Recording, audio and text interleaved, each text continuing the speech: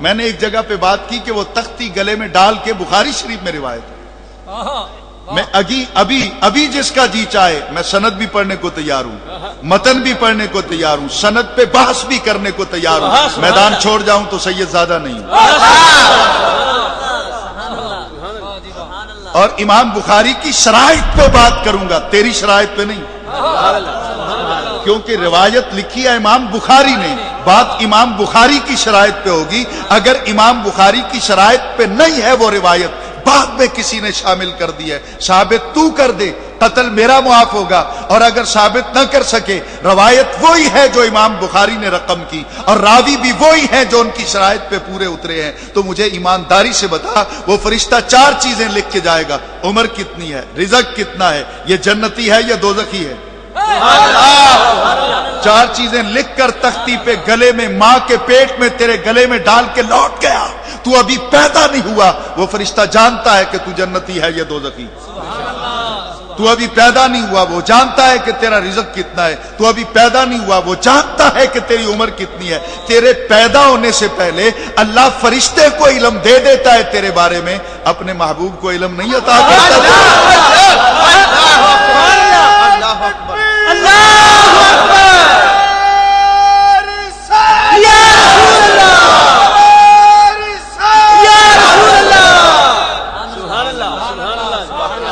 تو میں نے ایک جگہ پہ یہ بات کی تو فوراً ایک چٹ آ گئی. انہوں نے کہا جی یہ ادھر ہم ہاتھ پھیرتے ہیں, وہ تختی کدھر ہے؟ میں نے کہا تختی تو چھوٹی سی ہے نا, کاندھے پہ ہاتھ پھیرو. کرامن کاتبین میں سے شاید کسی کا پاؤں تمہارے ہاتھ میں آ جائے, کسی کا بازو تیرے ہاتھ میں آ جائے. ادھر ہاتھ مار کے دیکھو. اگر اس کو نہیں دیکھ سکتا, تختی کو کیسے دیکھے گا؟ تو آج تک موجود ہے, تختی نہ دیکھ سکا, موجود ہے فرشتہ نہ دیکھ سکا, اور انکار بھی تو نہیں کرتا, نظر بھی نہیں آتا, حاضر بھی ہے. مجھے ایسے بولیے گا, نظر بھی نہیں آتا, حاضر بھی ہے. یہ تختی نظر بھی نہیں آتی, حاضر بھی ہے. میری آواز نظر نہیں آتی, حاضر ہے. پھول میں خوشبو نظر نہیں آتی, حاضر ہے. چائے میں مٹھاس نظر نہیں آتی, حاضر ہے. اسی طرح وہ بیج تو نے کاشت کیا تھا, آج پودے میں موجود ہے, تنے میں موجود, پتے میں موجود, ٹہنی میں موجود, پھل میں موجود, نظر نہیں آتا. کر دینا انکار کہ جو نظر نہ آئے وہ حاضر نہیں ہوتا. نہیں سمجھ رہے میری بات, جو نظر نہ آئے وہ حاضر نہیں ہوتا. کر دے انکار. آواز نظر نہیں آتی, حاضر نہیں ہے, جی بس ٹھیک ہے. پھول میں خوشبو نظر نہیں آتی, حاضر نہیں ہے. آگ تو موجود ہے, حرارت نظر نہیں آتی, ہم نہیں اسے مانتے, وہ حاضر نہیں ہے. پاگل, تو حرارت کو نہیں دیکھ سکتا, پھر بھی انکار نہیں کرتا. تو خوشبو کو نہ دیکھ سکا, پھر بھی انکار نہیں کرتا. تو آواز نہ دیکھ سکا, پھر بھی انکار نہیں کرتا. اور اسی طرح حضور والا, تو مٹھاس نہ دیکھ سکا, ذائقہ نہ دیکھ سکا. تیرے اس وجود کے اندر اللہ تعالیٰ نے جو کمپیوٹرائزڈ نظام فیڈ کیا ہے نا, اس میں 5 چینل موجود ہیں. قوت سامعہ, باصرہ, لامسہ, ذائقہ, شامہ, یہ 5 چینل موجود ہیں. ان چینلز میں سے کسی ایک کے لیے حاضر ہوگا, 4 کے لیے غیر حاضر ہوگا. وہ 4 کہتے ہیں جی کہ نہیں ہے, وہ ایک تنہا ہے, افرادی قوت بھی نہیں ہے, لیکن وہ کہتا ہے کہ حاضر ہے. اکثریت کہتی ہے غیر حاضر. نہیں سمجھ رہے میری بات. اکثریت کبھی کبھی ہو جاتی ہے نا مخالف, تو وہ کہتے ہیں نہیں حاضر. ایک اکیلا کہتا ہے حاضر. ابو جہل کے سارے حواری کہتے تھے نہیں حاضر, اور صدیق کہتا تھا.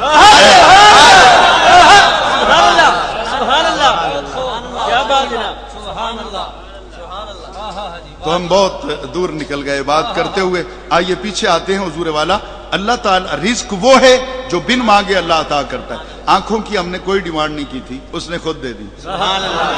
سماعت کی ہم نے کوئی ڈیمانڈ نہیں کی, اس نے خود. ہم تو مانگنے کے لائق ہی نہیں تھے, ہمیں تو پتہ ہی نہیں تھا, ہمارا سٹرکچر مکمل ہو رہا تھا, ہمیں تو کوئی پتہ نہیں تھا. اور قرآن نے تو اتنی خبر دے دی, هو الذی یصورکم فی الارحام کیف یشاء. علماء اس پہ اور حوالوں سے بات کرتے ہیں, جو میں عرض کرنا چاہتا ہوں شاید نالائق سے ہوں. علماء موجود ہیں, میں تو ان کے قدموں کی خاک کے ذروں کے برابر بھی نہیں ہوں. تو حضور عرض کروں, هو الذی, وہی تو ہے جس نے یصورکم, صورا یصورکم باب تفعیل سے آئے گا. هو الذی یصورکم, وہی تو ہے جس نے تمہاری تصویر بنائی. فی الارحام, ماں کے شکم کے اندر, ماں کے رحموں کے اندر کیف یشاء جیسے اس نے چاہا. تو ثابت ہوا کہ یہ تیری تصویر جو ہے نا یہ اس کی چاہت ہے. کیف یشاء ہے نا تو اس نے چاہا تو تیری تصویر بنائی نا. تو یہ تیرا چہرہ، اسی لیے تو کہتے ہیں کہ چہرے پہ لعنت بھیجنی ناجائز ہے، چہرے پہ تھپڑ مارنا ناجائز ہے. حدیث میں ممانعت ہے کیونکہ یہ اتنا حصہ جو ہے یہ اس کی چاہت کا حصہ ہے. جس طرح اس نے چاہا اس طرح بنایا. تو جس طرح اس نے چاہا، بھئی کوئی معزز مہمان آنے والا ہے تو ہم سوچتے ہیں نا وہ کھانا کس طرح کا چاہتا ہے، وہ بیٹھنا کیسے چاہتا ہے، وہ گفتگو کیسی پسند کرتا ہے، یعنی ہم اس کی چاہتوں کا خیال رکھیں گے نا. تو رب نے جو تیرا چہرہ اپنی چاہت سے بنایا، اب ہم اس کی چاہت کو تلاش کریں گے کہ اس کی چاہت والا چہرہ کس کا ہے. تو داتا علی حجویری کا چہرہ دیکھ لو، خواجہ اجمیری کا چہرہ دیکھ لو، باجزید بستامی کا چہرہ دیکھ لو، حضرت جنید بغدادی کا چہرہ دیکھ لو، حضور غوث اعظم کا چہرہ دیکھ لو، حضرت خواجہ احمد سرہندی کا چہرہ دیکھ لو، مجدد الافسانی کا، اعلیٰ حضرت فاضل بریلوی کا چہرہ دیکھ لو. اسی طرح چلو نا بغداد میں غوث الورا کا چہرہ دیکھو، پھر مینا والوں کا چہرہ دیکھو، کربلا والوں کا چہرہ دیکھو، نجف والوں کا چہرہ دیکھو، اور سارے چہرے جس چہرے کی خیرات ہیں اس چہرے کو دیکھو. وہ چہرہ کون سا ہے جس کے بارے میں قرآن کہتا ہے فَإِنَّكَ بِأَعْيُنِنَا، اے محبوب میں رب ہو کر آج اس رات سے پردہ اٹھا رہا ہوں کہ فَإِنَّكَ بِأَعْيُنِنَا، مجھ سے قسم لے لے میں نے جس دن سے تجھے بنایا ہے تو ہمیشہ میری آنکھوں کے سامنے. سبحان اللہ یا رسول اللہ.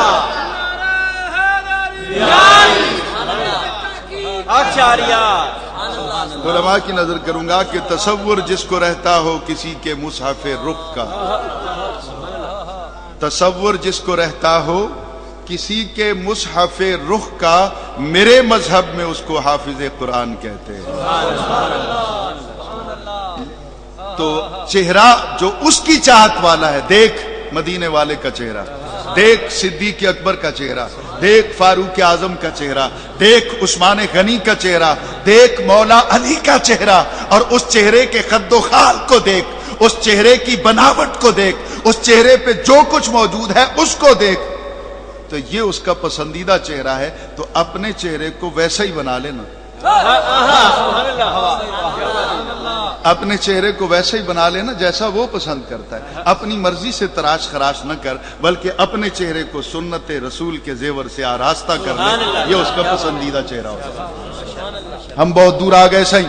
حضور والا غور کیجئے گا کہ ماں کے پیٹ کے اندر اس نے جو کچھ خود عطا کر دیا لا آف نیچر کے ذریعے، وہ ہوتا ہے رزق.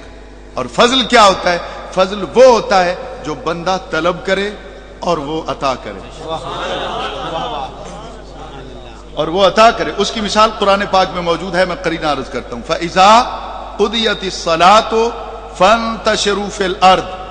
فَإِذَا قُضِيَتْ زور بت کے وزن پہ آئے گا. قضیہ قضیہ قضیو قضیت، زور با زور با زور بو زور بت، اس وزن پہ آئے گا. فَإِذَا قُضِيَتْ، جب تم ادا کر چکو الصلاۃ، نماز جمعہ، فَانتَشِرُوا فِي الْأَرْضِ، تو پھیل جاؤ زمین میں. کیا یہ حکم ہے کہ نماز پڑھ کے کوئی پاگلوں کی طرح ادھر بھاگ جائے، کوئی ادھر بھاگ جائے دیوانوں کی طرح؟ کیا یہ نہیں. فَانتَشِرُوا فِي الْأَرْضِ کا مطلب یہ ہے کہ نماز ادا کر لی، اب جاؤ اپنے اپنے سیکٹر پہ جا کے کام کرو. وَابْتَغُوا مِنْ فَضْلِ اللَّهِ، اور اللہ کا فضل تلاش کرو. کسان اللہ کا فضل تلاش کرے، تاجر اللہ کا فضل تلاش کرے، مسافر اللہ کا فضل تلاش کرے، استاد اللہ کا فضل تلاش کرے، بیمار اللہ کا فضل تلاش کرے. تو بھئی فضل سب کا ایک جیسا تو نہیں ہے. بیمار کا فضل ہے صحت، مسافر کا فضل ہے منزل، وہ منزل مانگ رہا ہے. طالب علم کے لیے فضل ہے کہ وہ کامیاب ہو جائے، اسے علم حاصل ہو جائے. تاجر کے لیے فضل یہ ہے کہ اسے پروفٹ زیادہ مل جائے. تو ہر کسی کا فضل جدا جدا ہے نا. یہ مانگ رہے ہیں، وہ دے رہا ہے. اب دل پہ ہاتھ رکھیے گا، میں جو بات کہنے چلا ہوں وہاں ہے نماز پڑھ لی اور وہ بھی جمعہ کی. فَانتَشِرُوا فِي الْأَرْضِ، جاؤ ٹوکری اٹھاؤ، ہل چلاؤ، بزنس کرو، سرمایہ انویسٹ کرو، اور منزل پہ جانا ہے تو سفر شروع کرو، محنت کرو. نماز پڑھ کے محنت کرو پھر تمہیں فضل دوں گا.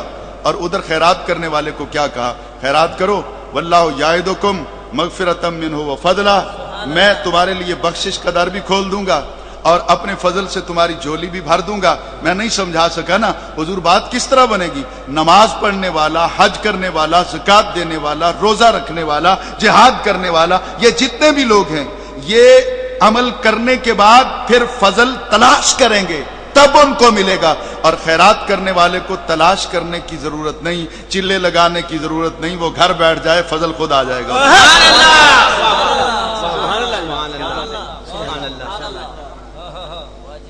ہم بہت دور چلے آئے، آئیے پیچھے چلتے ہیں. مثل الذین ينفقون اموالهم فی سبیل اللہ، مثال ان لوگوں کی جو اپنے مال خرچ کرتے ہیں اللہ کے راستے میں.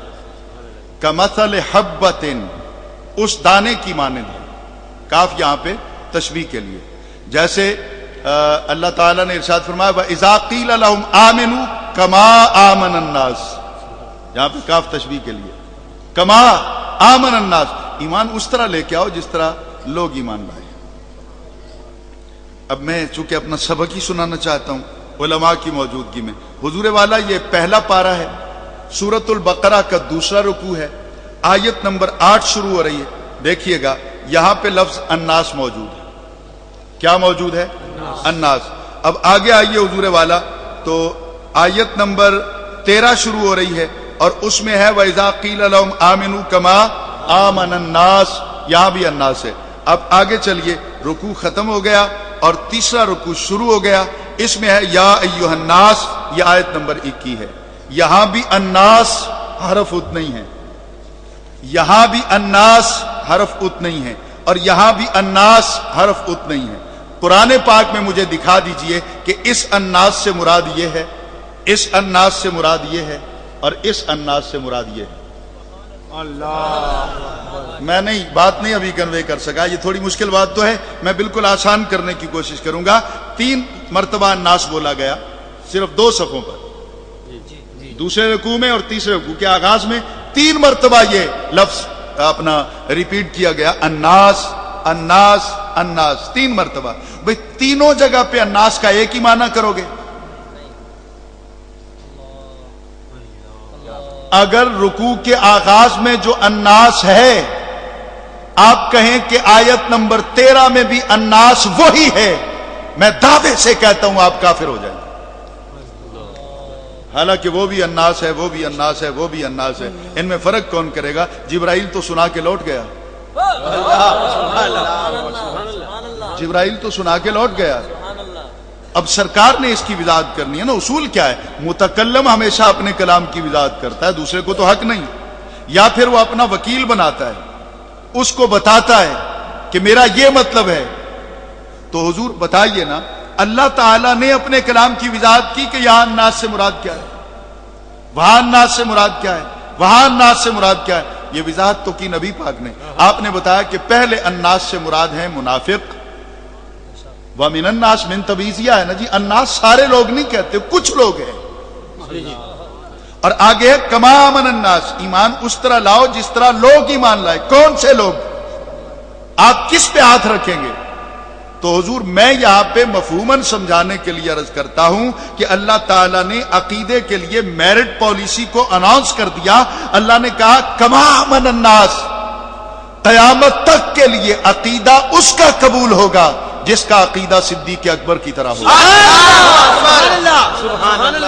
فاروق اعظم کی طرح ہوگا، عثمان غنی کی طرح ہوگا، مولا علی کی طرح ہوگا. تو جن کا عقیدہ ان کے عقیدے کی طرح ہوگا وہ قابل قبول ہے، اور جن کا ان جیسا عقیدہ نہیں ہے وہ قابل قبول نہیں ہے.